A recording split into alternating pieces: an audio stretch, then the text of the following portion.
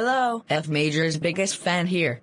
Today, I'm here to rank episodes of a series that not many people watch, which is The Story of Planets.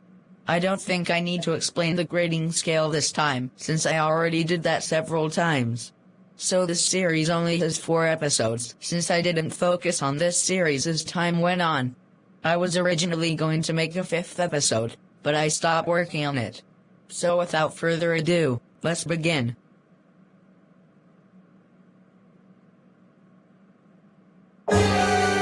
Looks like we're starting off with an E+, and I seldom give my videos E's.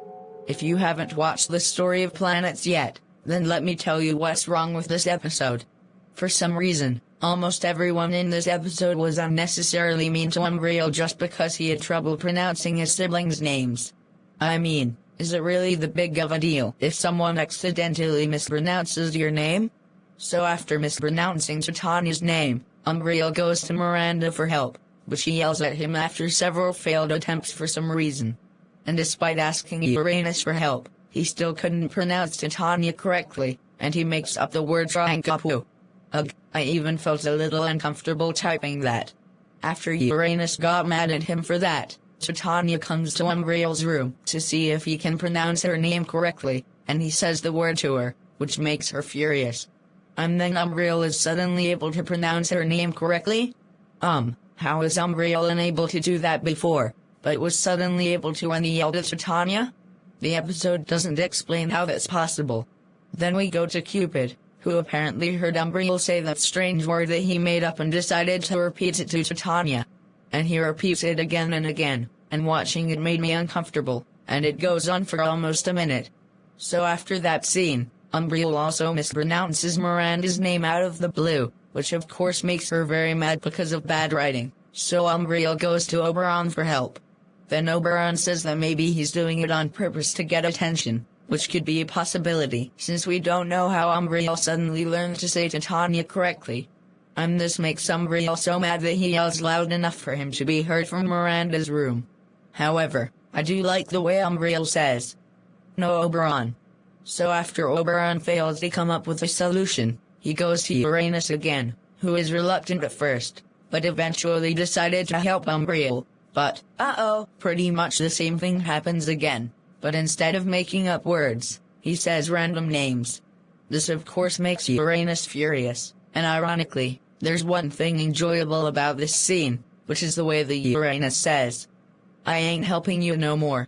And another ironic thing about this scene is how she breaks the 4th wall and claims that the scene is filler, which she's right about since it's very similar to a scene we already saw earlier in this episode. So Umbriel then goes to Miranda's room, and surprise surprise, he calls Miranda random names, which makes her furious, then somehow says Miranda correctly shortly after that. You know what? I think I'm starting to sound like a broken record because of how repetitive this episode is. And unsurprisingly, he pronounces Oberon in a different way too. However, that doesn't make him mad. Instead, he takes him to the doctor, and the doctor explains to them different causes of dysarthria and some possible solutions, and then the episode ends. Overall, this is a very bad episode. It involves people making a big deal out of Umbriel mispronouncing their names, Umbriel suddenly being able to pronounce names correctly after struggling to do that. It includes a scene that goes on for a minute with Cupid calling Titania a strange word, and filler scenes that are too similar to earlier scenes. It also makes you wonder whether or not Umbriel is doing this for attention. And even if that was true, I don't think the sisters, plus Uranus, should have been that angry with him. Instead, they could have been somewhat annoyed. This is not how you make a good story. And the fact that the episode is aware that it is filler doesn't help. I was originally going to give this episode a D-, but I found even more problems with this episode, so it gets an E+ instead. I only found 2 minor things in this episode to be enjoyable, and that's it. Moving on. This episode may be better than episode 1, but that doesn't mean it's a good episode. So we start off this episode with people bothering Titan about his skin color, which is already not a good start to this episode. Then we get Tethys laughing about it, which causes Titan to say something mean back. Yeah, what a great brother you are, Tethys. Then Rhea somehow gets mad at Titan until he reminds her of what Tethys did. At least Tethys gets punished for what he did. But, Titan's little brother Daphnis also says something racist to Titan, and it comes out of nowhere too. Apparently, this is supposed to reference Battle for Dream Island, and this is not a good way to do that. Next, Titan and Iapetus go to the store since Titan wants to paint his room teal. I know they say blue-green in the actual episode, but teal is blue and green mixed together. But anyways, for some reason, Iapetus doesn't want Titan to do that, so he knocks a paint can out of Titan's hand, which gets both of them kicked out. And Iapetus doesn't even say why he feels that way yet, but we'll mention that again later. So the first half of the episode involves people doing mean things to Titan, and the second half of the episode involves him being very mad about not being able to paint his room teal. Not only that, but it also involves his siblings saying that they like Titan's room just the way it is. And this somehow makes Titan accuse them of being racist. Look, just because Titan's siblings like Titan's room the way it is doesn't mean they were being racist. Titan didn't have to get that mad for that reason, and it's not like they had a disgusted reaction like Iapetus. And then after that, Dion also comes into Titan's room and makes fun of him because he couldn't paint his room teal, which also comes out of nowhere and was uncalled for. At least that's a better reason for Titan to get mad. And speaking of getting mad, Titan finally loses it and turns red since his siblings kept being racist to him. Like I said, saying that you like a certain paint color better than another is not being racist. So Titan raging at his siblings was really not necessary. And then they say that this was all a prank? So Iapetus knocking down a paint can and spilling it is part of the prank? First of all, how is this a prank at all? Was there anybody laughing at the end of all of this? Nope. And secondly, why did Tethys bribe his siblings? This just doesn't make sense. And at the beginning of the video, it tells the viewer that this episode is only for entertainment purposes. I'm sorry, but how is this episode supposed to be entertaining? There's too many problems for me to consider this entertaining. But now that we got all the bad stuff out of the way, was there any good stuff? Well, at least this episode is against racism, and the subplot with Mimas and Saturn working on a jigsaw puzzle is okay. And Tethys and Iapetus do get punished for their actions. And that's it. Overall, even though this episode isn't teaching the viewers to be racist, it's still not a good episode about racism. It's not bad enough to receive an E grade like the first episode, but it's still bad. People were being unnecessarily mean to Titan at first, and then he overreacts and falsely accuses some of his siblings of being racist later in the episode too. If you want to watch an actual good episode about racism, then I suggest watching the Note Keys Season 4 Episode 3 instead.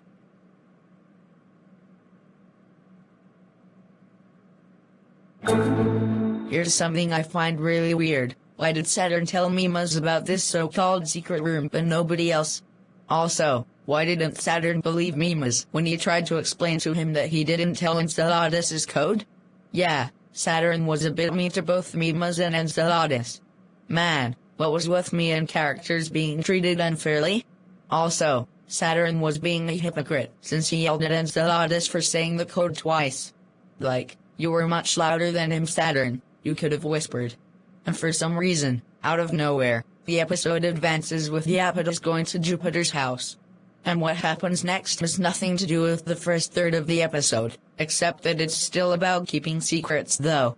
First, Ganymede was kinda mean to Europa when she took away her tablet for watching something aimed at children. Then we have Callisto asking Iapetus what she was watching, but Iapetus doesn't tell him since Europa doesn't want him to. Then Callisto ends up beating him up multiple times, which causes Iapetus to give in. And after that, Europa gets mad at both Iapetus and Callisto.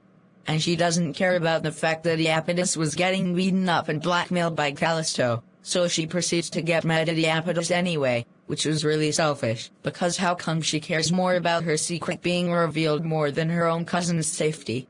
Another problem with this episode is that Jupiter for some reason cancels a Christmas party that was planned all because of what Callisto did, which causes everyone to say seriously Callisto. What would have made this better is if either they try to convince Jupiter to change her mind, or if Jupiter didn't cancel the party at all. Do you hate it when a person punishes everybody for what one person did? Let me know in the comments. So after that, it is revealed that E Minor was possessing Callisto all along, causing him to beat up his cousin. On one hand, crossovers can be cool, but on the other hand, it felt kinda forced, especially since this second plot came out of nowhere. However, I did find the scene where Europa says, "Shut up," to Callisto to be funny. But that's not enough to prevent this episode from being bad. Overall, this episode is weird, and not in a good way. It has several things that didn't make sense, and includes a second plot that doesn't relate to the first third of the episode at all. I don't care if this episode is hints of E Major's catchphrase. That's still not enough to make this episode good. But the next episode will be a good episode, right?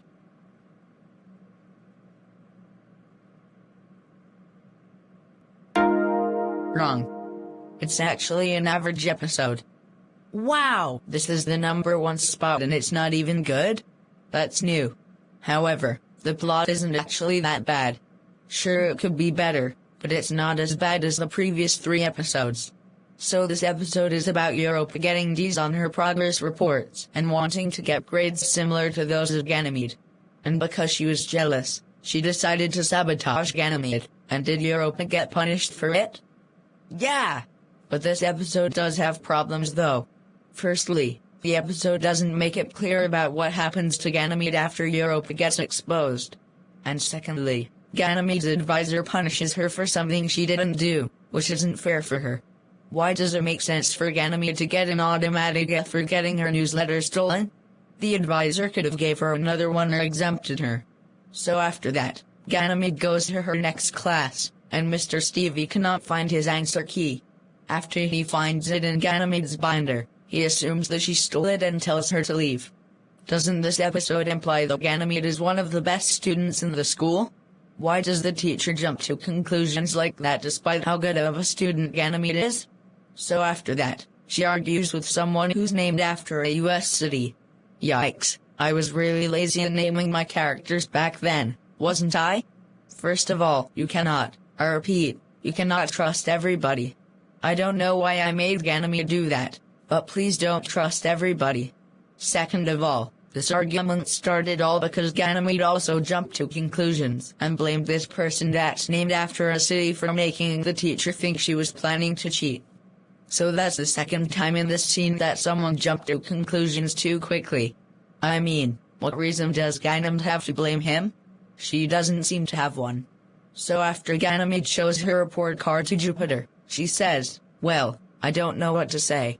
Which will make it sound like she's very very disappointed with Ganymede, even though she shouldn't be. And lastly, there's also something off about Jupiter saying, "It would be even better if I had another daughter like Ganymede." Yeah, that would make her sound a bit like those parents that say things like, "Why can't you be more like your sister?" So unfortunately, because of all the problems I just listed and because the episode kind of tortures Ganymede towards the end, I cannot call this a good episode. However, I don't think it's really a bad one either, so it's average. Alright, let's give this incomplete season an overall rating.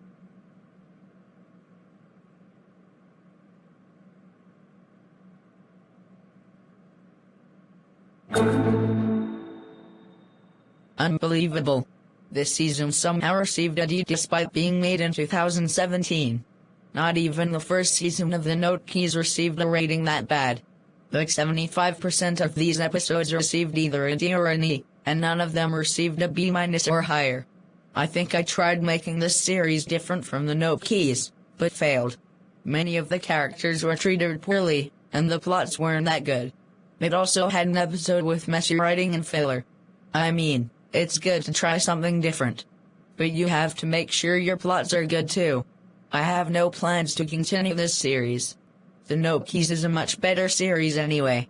Alright, that's all for now. Thanks for watching this review. See you later.